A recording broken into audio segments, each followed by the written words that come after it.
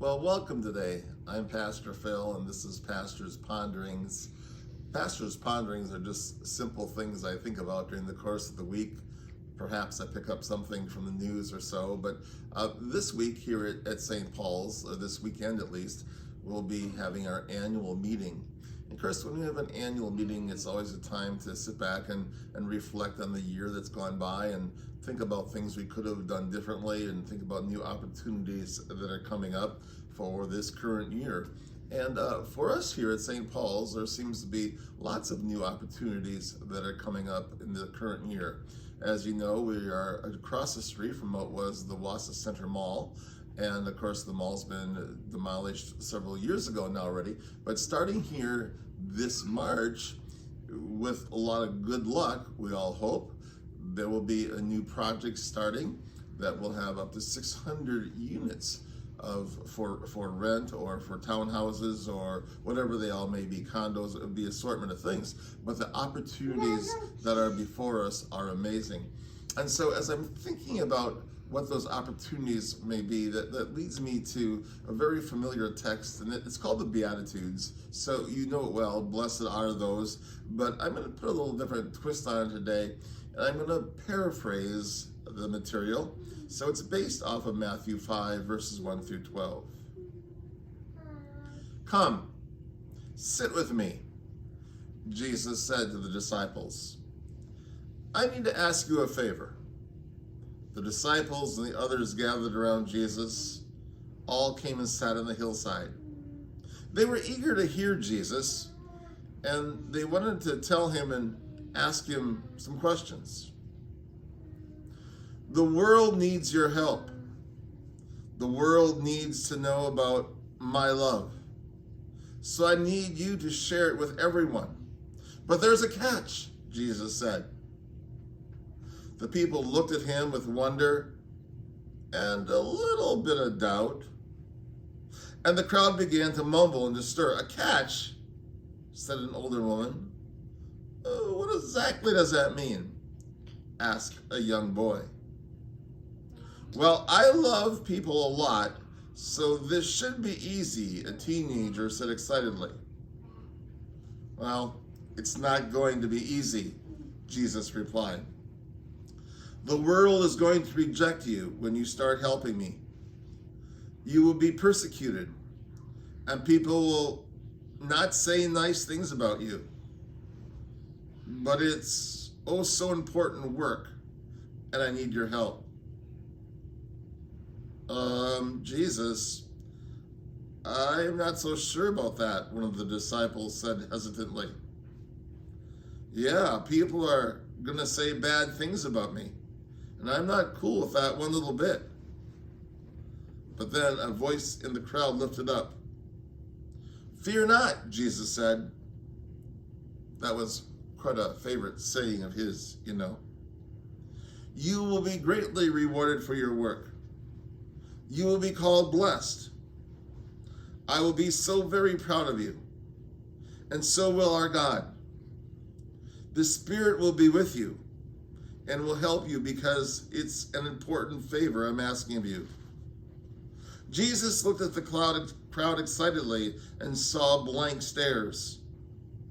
The people were unsure, but then the smallest voice cried out, Okay, Jesus, what do you need me to do? I'll help you. And Jesus smiled. He always knew that the little children would be the leaders. Thank you, my blessed, beloved child. I'm so grateful for you.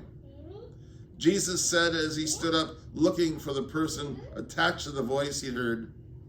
But he couldn't find the child. So he continued saying, I need you to always put other people before yourself. And I need you to hurt when the world hurts. I will comfort you. I will save you a place in the reign of God. I need you to be hungry for righteousness because the world isn't a fair place. And we need to work to make it fair.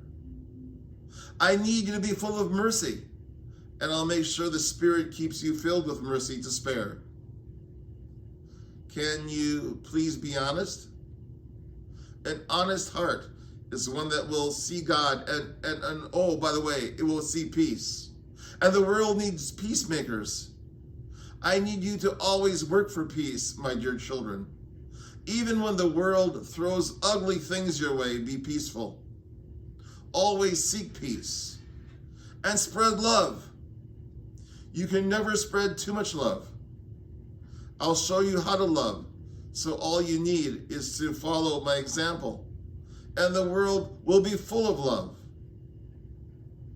Sounds good to me, the small voice said, and the crowd began to nod their heads in agreement. The people thought this was an important work, and they went up for the challenge. The world needed them, and they were ready to go out and help Jesus. Oh, thank you, my beloveds. I am blessed because I get to call you my friends. And the world is blessed because it gets to learn about me through you. So thank you, thank you, thank you. Jesus stood up, threw out his hands and said, "Go now. You can do this. The world is waiting. And remember, you are never, ever alone. I will be with you always." The people got up to leave, and Jesus stood at the top of the hill, watching them walk out into the world. Jesus was in the middle of saying a little prayer of thanksgiving for everyone. But then he felt a thud at his feet. He looked down to see that smallest child with the biggest smile hugging his leg. Jesus bent down and patted the child on his head. The child turned and ran away, yelling with a hug and a smile. Jesus could barely make out his words, but he thought he heard, "Here I come, world. I can't wait for you to meet my Jesus." And Jesus smiled. Well, that's a little different take, of course, on the Beatitudes. But it reminds me of how blessed we are. So often we complain about anything and everything that could be going wrong in your life, in the world, or community. And yes, indeed, life isn't perfect. There are things that are going wrong. But still, we've been so blessed. And one of those blessings is your call to be a disciple of Jesus Christ, to go out there, just like that little child did, and say, "I want everybody to meet my Jesus." And then, in doing so, treat people kindly and respectfully. And going back to the motto of the United Church of Christ, it doesn't matter who you are, where you are in life's journey. You are more than welcome here. Share that love. Share those blessings, because truly you've been blessed indeed. Be with me for just a moment of prayer. Wondrous God, we thank you for every breath of life that we take, for the relationships that we have, for the love shared with others, and particularly today for the voice of little children. So we ask, oh God, that we may now be a blessing to someone else indeed. Amen. Well, thanks for sharing with me today.